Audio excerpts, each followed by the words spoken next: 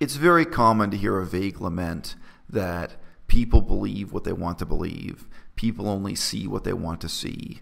To hear complaints about wishful thinking in general and about the extent to which desire tends to rule over the rational lives of men, even when they think what they're saying and doing is eminently rational. What they're really doing is providing justifications for their own desires. For me, the philosophy of Arthur Schopenhauer was really part and parcel of a decade-long examination of those issues that started in childhood. I definitely had the example of my own parents and the way my parents thought, the way they thought about politics, the way they figured things out and made excuses for things in their own personal lives in terms of how they lived and what they did. I really saw a world around me where, for the most part, reason was a tool in the hands of desire. And in large part, people were manipulating themselves, manipulating others, and making excuses for things, even when they were engaged in formal academic philosophy. And definitely when they were discussing politics or discussing the choices they made, their values and so on in their personal lives. I guess you could say, from my childhood onward, part of my interest in both European philosophy and Buddhist philosophy had to do with this problem of understanding the role of desire in our lives. In this video, I'm not going to provide an overview of the philosophy of Arthur Schopenhauer. I'm going to talk about the ways in which Schopenhauer's philosophy shaped or influenced or impacted my life. I thought of an example last night just before I went to bed.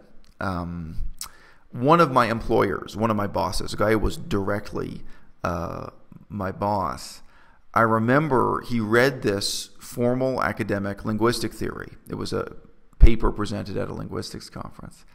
And then he tacked onto it this elaborate fantasy. He was German himself. And he was explaining to me in apparently rational terms, in a calm, rational way. And he perceived himself as being completely rational. And he explained to me his theory that a group of Germans, 2,000 years ago or something, in ancient times, could have come to Thailand and conquered a small kingdom, taken over a small kingdom and influenced the development of the Thai language, on the basis of some alleged similarities between, linguistic similarities between German and Thai as languages. And I laughed at him because from my perspective, it was so obvious that this was a self-serving fantasy or self-serving delusion. He was himself a German, at one time a German tourist, now a German who lived in Thailand permanently. It was such an obvious power fantasy, like Conan the Barbarian or something. And I said to him, look, ancient Thailand was a slave society. We can't even be talking about 2,000 years ago, by the way. It would probably have to be less than 500 years ago in order to influence the Thai language in Thailand. Not going to get into why that is historically, but it would actually have to be pretty recent history.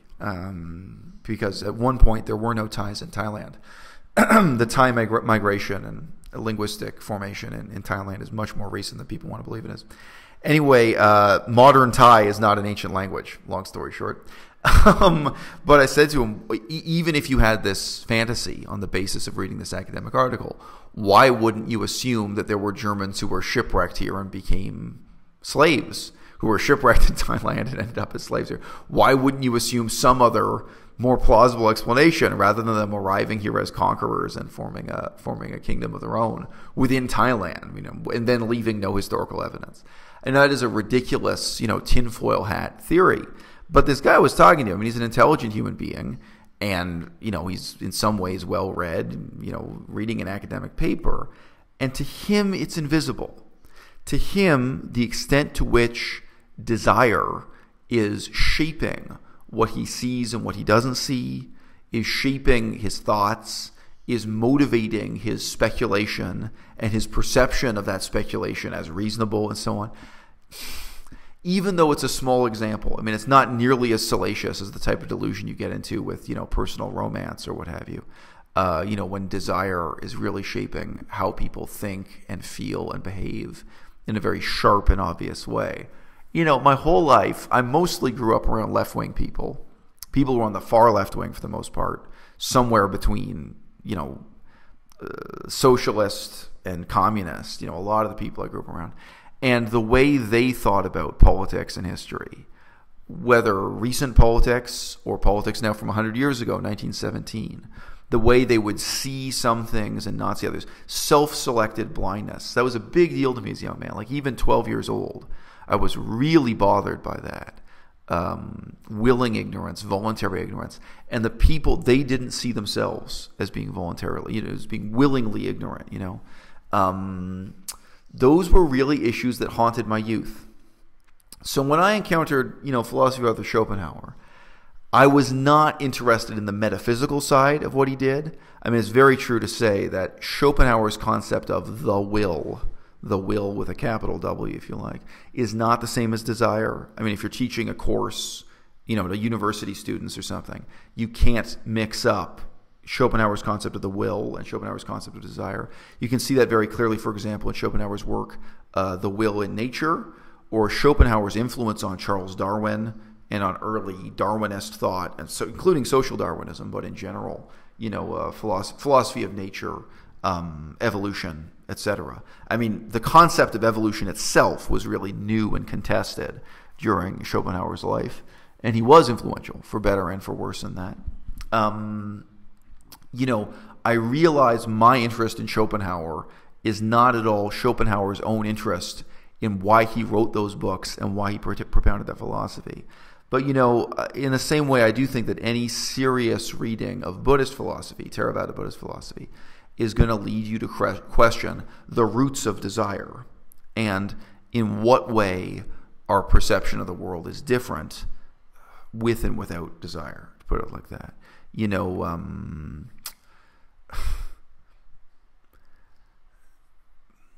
We have these sayings that we throw around so casually, that beauty is in the eye of the beholder, right? But, I had gay friends growing up, gay and bisexual friends. It's so easy to just say beauty is in the eye of the beholder, and it's really hard to profoundly reflect on the way in which your gay friend may perceive the world differently and feel differently about the world and politics because of the role of desire in his life or her life, whatever we're talking about. It's easy to talk about, wishful thinking, but the role wishful thinking has in terms of your own friends, your own colleagues, your own frenemies, and your own enemies, and why they believe the things they do, why they're protesting the things they're protesting politically or something, why they approach the world the way they do, why they set certain priorities. Are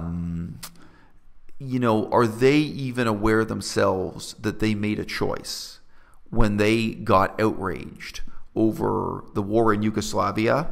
It's an old reference. Or, Israel's occupation of Palestine. If you're talking about white people living in Canada, all outrage is self-selected outrage. But normally when you talk to these people, the role of desire, the passions are so overwhelming. They don't think of themselves as making rational choices or irrational choices, as choosing to put a priority on this issue instead of that issue. I met people who would care passionately about one political issue, but totally ignore, the status of First Nations, Native people in Canada, the Cree, the Ojibwe, the Mohawks, and so on. And I wouldn't just jump down their throats about that. I wouldn't just, insult them for that. We all have to make those choices. But it was very troubling to me that the people involved did not perceive those as choices. Now, look, in some ways, the philosophy of Arthur Schopenhauer, if you take it too seriously, is utter madness. If you read, for example, what Schopenhauer did with the theory of colors, I think that's very instructive. Schopenhauer was one of the last people on Earth to refuse to accept Newtonian color theory. Like, he refused to accept that it's an objective fact that you can take white light and put it through a prism, like a rock crystal, and then the white light will split into, the color spectrum, as we say now in English. So red, green, blue, and violet. So in a sense, in a manner of speaking, white light contains the other colors. Schopenhauer was furious at this and reacted against it.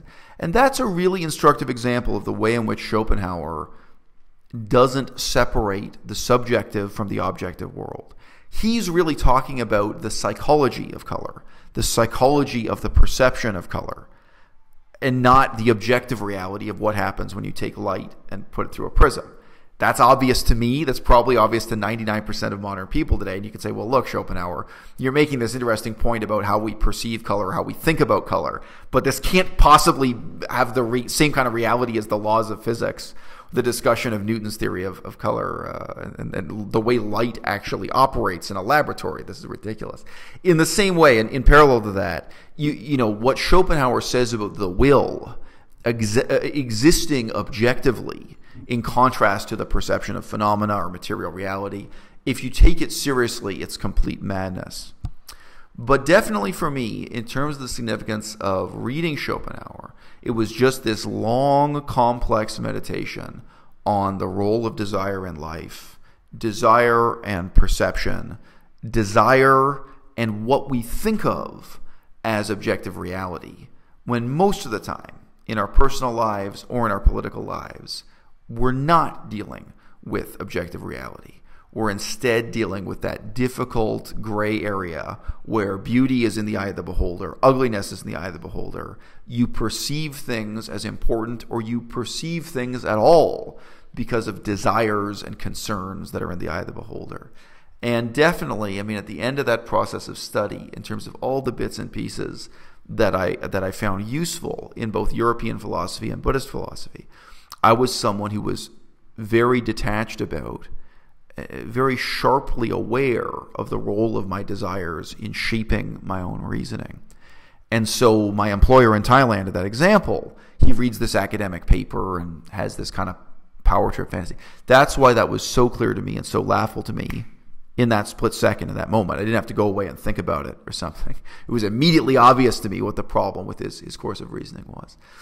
And ultimately, the way this shapes and forms my life now is that, you know, in a profound sense, I'm not susceptible to my own wishful thinking.